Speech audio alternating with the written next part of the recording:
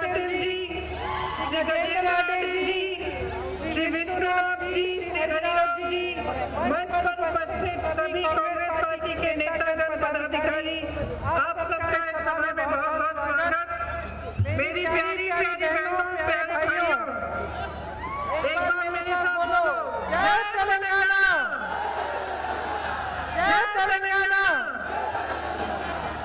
आज cricket world cup final है। फिर आप यहाँ आए मेरी बातों को सुनने, इसके लिए आपकी बहुत बहुत आभारी हूँ। आपको ये कष्ट देने के लिए मैं माफी चाहती हूँ। हमारी टीम बड़े बड़े रिकॉर्ड को हासिल कर रही है, बैटिंग में, बॉलिंग में, जीत में। सबसे बड़ी गर्व की बात यह है कि हमारी एकता का प्रतीक है। हर मजहब के लोग, अलग अलग मजहब के लोग, अलग अलग प्रदेशों से खिलाड़ी, अलग अलग भाषा बोलने वाले खिलाड़ी सब एकजुट होकर हमारे देश के लिए लड़ रहे हैं। तो आज यहाँ खड़े होकर सबसे पहले मैं कहना चाहती हूँ कि हम सब प्रार्थना कर रहे हैं कि एक अच्छी तरह से जीते और उनको बहुत बहुत शुभकामनाएं देते हैं। आपकी तरफ से भी, मेरी तरफ से भी टीम इंडिया को ऑल द बेस्ट। मेरे साथ बोलो, जीतेगा, जीतेगा इंडिया, जीतेगा इंडिया, जीतेगा इंडिया। ये महान योद्धा कॉमरेड भीम जी, रामजी गोंड जी और वीरांगना सावरकर जी की धरती है। यहाँ आकर मुझे बहुत गर्व होता है। आपका इतिहास रहा है कि जंग, जंगल और जमीन के लिए आप लड़े हैं, अपने आत्मसम्मान के लिए, अपने स्वराज के लिए, अपने स्वाभिमान के लिए। हमेशा से आपके इतिहास में आपने ये लड़ाई लड़ी है। आपको याद होगा कि मेरी दादी जी, जिनको आप इंदिरा अम्मा कहते हैं, वो भी आपके लिए लड़ी, आपके अधिकारों के लिए। आज उनका जन्मदिन है, उनको याद करते हुए ये बात याद आती है कि उनके दिल में आपके समाज के लिए, आदिवासी संस्कृति के लिए, आदिवासी समाज के लिए कितनी श्रद्धा थी।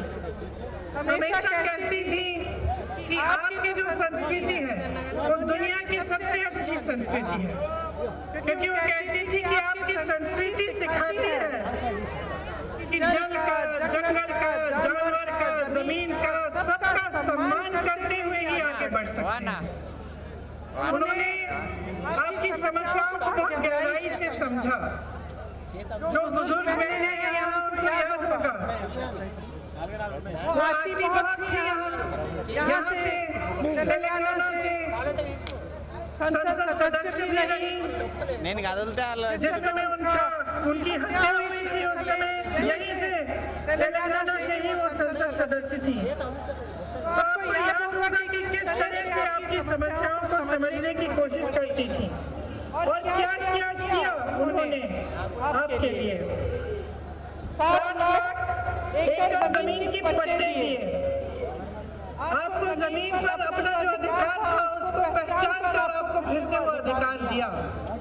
वो जानती थी कि ये जमीन आपकी है, इसीलिए उन्होंने ये पट्टे दिलवाए। इंटीग्रेटेड ट्राइबल डेवलपमेंट की एजेंसियां बनाई, ट्राइबल सब प्लान में लाखों घर बनाए उन्होंने, ऐसा कानून लागू कराया जिसमें आपको अपने ऊपर स्वशासन का अधिकार मिला। आप ये कानून बना कि आपकी जमीन कोई और नहीं ले सकता। ये काम इंदिरा जी ने किया था।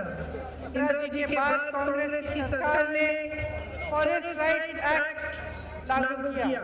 इससे भी आपको जंगलों पर अपना अधिकार वापस मिला। देखो, एक सोच होती है। आप भी इंदिरा जी को याद करते हैं। 40 साल गुजर गए जब से इंदिरा जी की हत्या हुई। लेकिन आज भी गांव-गांव में पूरे आपके प्रदेश में खास तौर से, लेकिन पूरे देश में इंदिरा जी को जहाँ भी जाते हैं उनको लोग याद करते हैं। कई बार मुझे भी लगता है कि ऐसी शख्सियत होंगी कि मैं किसी छोटे से गांव में दूर इलाके में चली जाती हूँ और वहाँ भी मुझे कोई कहता है कि जब आपकी दादी जी आई थी तो हमारी दादी जी ने उनके लिए खीर बना के दी थी। तो इस तरह की जो यादें हैं, जो पूरे देश की जो जनता की यादें हैं, वो अभी भी ताजा है, अभी भी जिंदा है। तो मैं आपसे पूछना चाहती हूँ कि जब इंदिरा जी को याद करते हैं तो क्यों याद करते हैं? बहुत सारे नेता आए गए, बहुत सारे नेताओं ने आपके लिए काम किया, उनको इस तरह से आप क्यों याद करते हैं कि आज भी आप उनको इंदिरा अम्मा कहते हैं? इसकी वजह यह है कि जितना प्यार आपने इंदिरा जी को दिया, उतना प्यार इंदिरा जी ने आपको भी दिया। जितना सम्मान आपने उनको दिया, उतना ही सम्मान उन्होंने आपको दिया। जितनी श्रद्धा आज भी आपके दिलों में उनके लिए है, उतनी ही श्रद्धा उनके दिल में आपके लिए होती थी।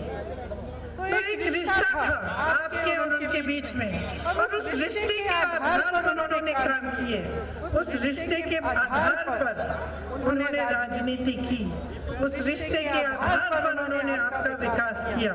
तो एक सोच होती है कुछ नेताओं में और कुछ पार्टियों में, एक सोच होती है कि देखो जो भी जनता देती है हम नेताओं को, हमारे राजनीतिक दलों को, हमें सत्ता देती है, हम उनकी वजह से पहचाने जाते हैं, हम उनकी वजह से आज मंच पे खड़े होते हैं। ये सब जनता देती है हमें।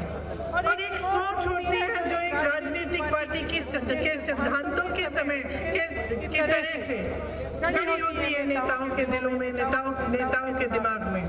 और वो ये सोच होती है कि जनता सर्वोपरि है, कि सबसे ऊंचा जनता है। मतलब कि आपने हमें जो कुछ दिया उसके बदले में हमारा कर्तव्य बनता है कि हम आपके लिए काम करके दिखाएं। और इसका मतलब है कि एक विजन हो हमारा कि तेलंगाना को किस तरह से आगे बढ़ाएं, कि आपके आदिवासी समाज को किस तरह हम आगे बढ़ा सकते हैं, आपको मजबूत कैसे बना सकते हैं। मेरी बहनें बैठी हैं, ये सोच होनी चाहिए कि अपनी बहनों को आगे बढ़ाने के लिए हम क्या कर सकते हैं। तो ये एक राजनीति का एक तौर तरीका है और एक सोच है जो कुछ राजनीतिक दलों में है, हमारी कांग्रेस पार्टी में है। आपने खुद देखा, चाहे इंदिरा जी हो, चाहे सोनिया अम्मा हो, मेरी माता जी, जिन्होंने देखा कि आपके दिल में एक दर्द है, जिन्होंने देखा कि तमाम नौजवान युवा शहीद हो रहे हैं क्योंकि आपको अपना एक प्रदेश चाहिए था। आप चाहते थे कि आप अपने आप, जो आपकी पुरानी इतिहास की बात मैंने की, कि आपका अपना राज हो और कि आपका एक प्रदेश बने जो आपके लिए हो। सोनिया जी ने आपकी बात सुनी, आपके दर्द को पहचाना और उन्होंने तेलंगाना के लिए प्रयास किया, तेलंगाना का प्रदेश बना। तो देखिए ये कांग्रेस पार्टी की सोच है। लेकिन आज तेलंगाना में क्या परिस्थितियां हैं? आज ये परिस्थिति, और ये जरूरी इसलिए होता है ताकि फिर जो होना चाहिए वो ठीक कार्यक्रम से होता है। नहीं तो क्या होता है, काफी बच्चे परीक्षा दे देते हैं और महीनों सालों के लिए भी इंतजार करते हैं लेकिन नियुक्तियां नहीं होती। इसीलिए हमारा प्रयास रहेगा कि एक जॉब कैलेंडर बने और उस जॉब कैलेंडर के तहत ही सारी जो परीक्षाएं हैं, नियुक्तियां हैं, भर्तियां हैं वो हो। इसके अलावा हम कह रहे हैं कि हम 2 लाख रोजगार देना चाहते हैं और खास तौर से जो नौजवान शहीद हुए थे आपके तेलंगाना के आंदोलन में, उनके परिवारों को कम से कम एक रोजगार दिलाया जाएगा। युवा साथियों, एक बात सुन लीजिए, आपको जॉब चाहिए ना, तो इसके लिए एक कंडीशन मानना पड़ेगा कि आप केसीआर और केटीआर